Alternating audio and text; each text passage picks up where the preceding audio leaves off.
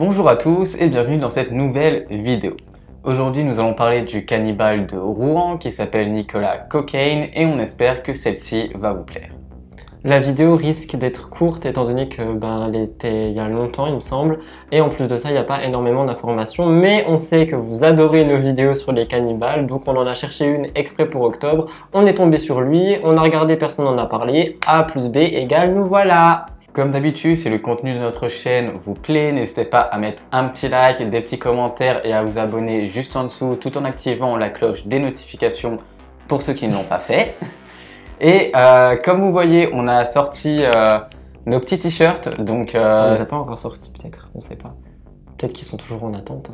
Bref, si les t-shirts ne sont pas en ligne, abonnez-vous parce qu'on les sortira aux 20 000 abonnés. On a vu vos commentaires sous le teaser du projet. Vous avez hâte, on a hâte aussi. Et croyez-moi, il n'y a pas que ces deux-là, il y en a plein d'autres et il y a plein de collections pour toutes les saisons. Donc oui, parce qu'on va faire des petits dessins pour chaque saison. De toute façon, on va tout vous expliquer dans la vidéo. Qui est peut-être déjà sortie. Si la vidéo des habits est sortie, elle est dans le petit i. Si elle n'est pas sortie, on attend les 20 000.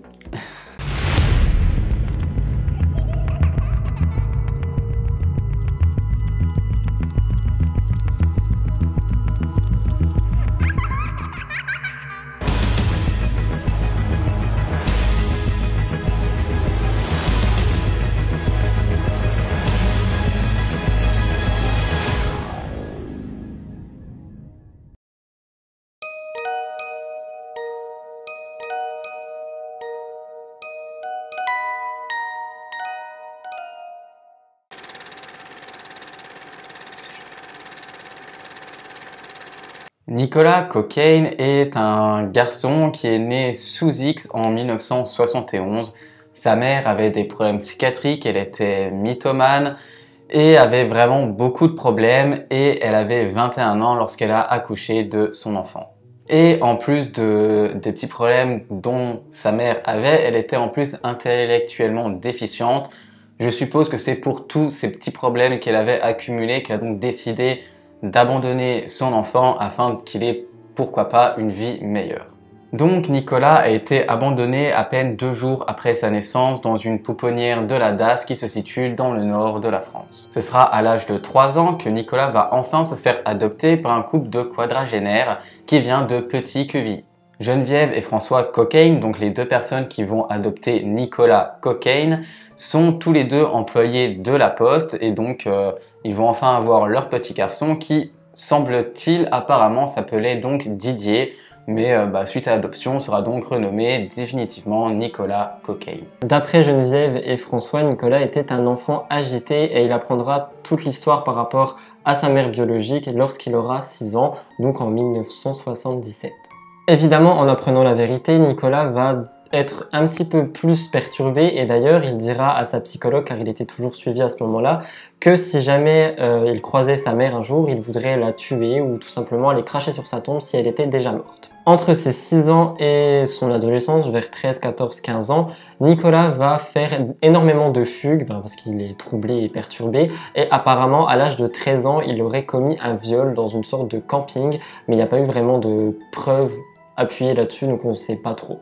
Évidemment, à côté de ça, il a aussi commencé à entrer dans la délinquance avec des vols de sacs à main, l'alcool et les drogues. Lorsqu'il a 18 ans et donc a atteint la majorité, Nicolas décide d'accélérer les recherches quant à sa mère et va se rendre directement à la DAS demander son dossier, étant donné qu'il a 18 ans, il a le droit, et donc il va commencer à fouiner pour retrouver sa mère et certainement aller la tuer. Heureusement pour sa mère, les recherches ne vont rien donner et il va très vite abandonner ce dossier. Un peu plus tard, il va non, il va pas se marier, mais il va se mettre en couple avec une femme qui s'appelle Sophia, qui est une prostituée, et ensemble, ils auront une petite fille en Normandie.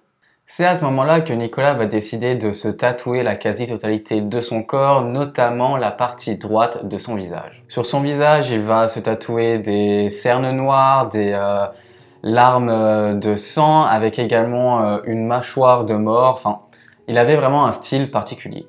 Il faut savoir que Nicolas, à ce moment-là, commence à vraiment être en proie à de violentes pulsions sexuelles et également à des désirs morbides d'anthropophagie, donc en soi de cannibalisme. L'anthropophagie est une pratique qui consiste à se nourrir d'êtres humains.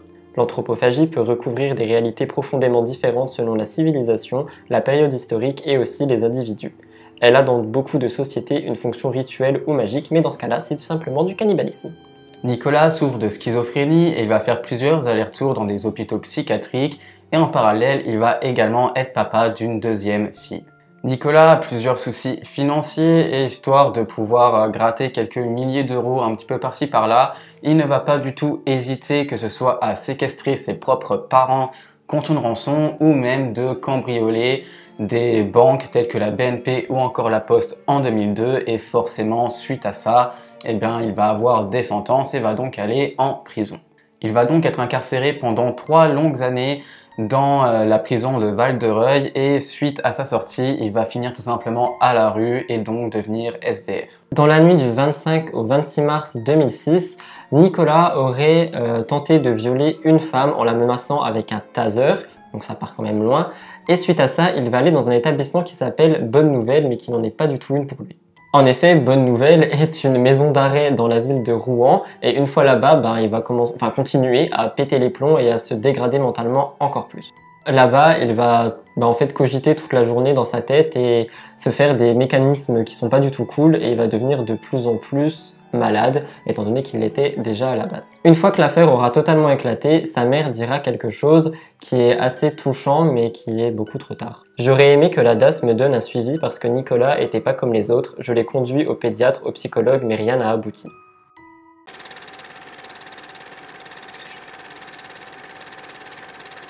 Vous vouliez des détails? En voici des détails.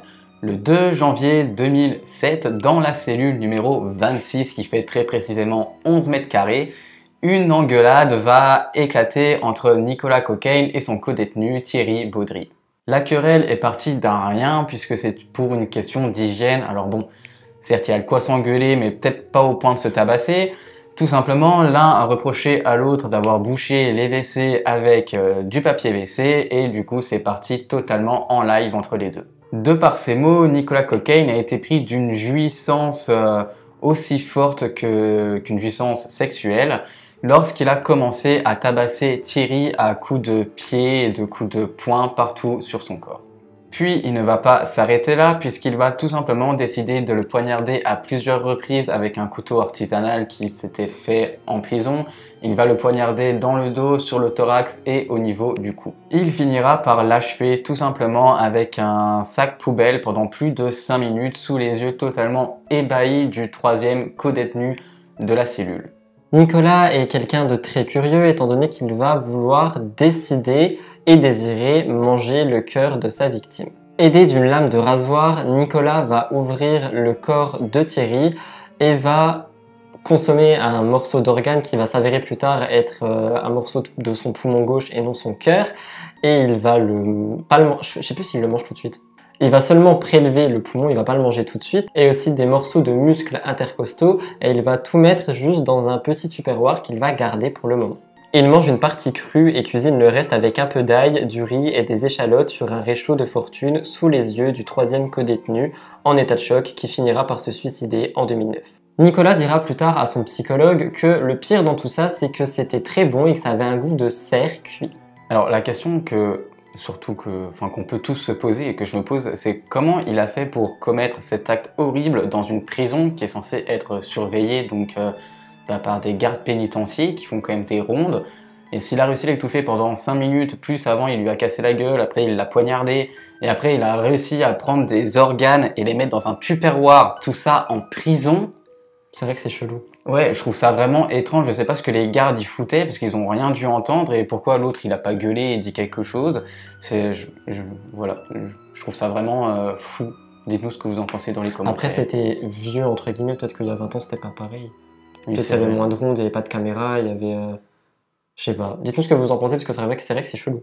Aujourd'hui, âgé de 49 ans, Nicolas Cocaine lançait pas mal de bouteilles à la mer puisqu'il se sentait vraiment mal dans sa peau. Je ressentais que j'étais dangereux, j'en parlais depuis tout petit, mais c'est quand je suis passé à l'acte qu'on m'a pris enfin au sérieux.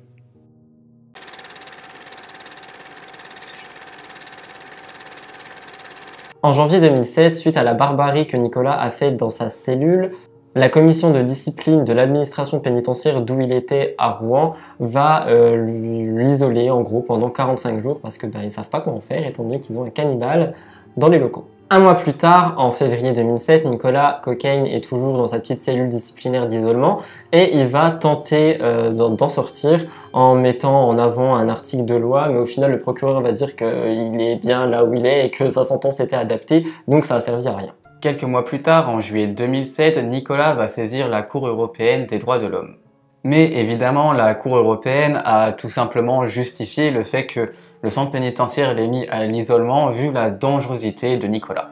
La Cour européenne ajoutera que sa détention était accompagnée d'une prise en charge appropriée n'excédant pas le niveau inévitable de souffrance inhérent à la détention. Quelques années plus tard, le jeudi 24 juin 2010, la Cour d'assises de la Seine-Maritime a suivi les réquisitions de l'avocate générale et ainsi condamné Nicolas Cocaine à 30 ans de réclusion criminelle assortie d'une peine de sûreté de 20 ans. Un an plus tard, en février 2011, Nicolas va ravoir une peine étant donné qu'il va être jugé pour la tentative de viol avec taser qui s'est passée en mars 2006 et donc sa peine va être encore allongée de 10 ans. Donc actuellement, il est toujours en prison et on espère qu'il ne mange plus personne.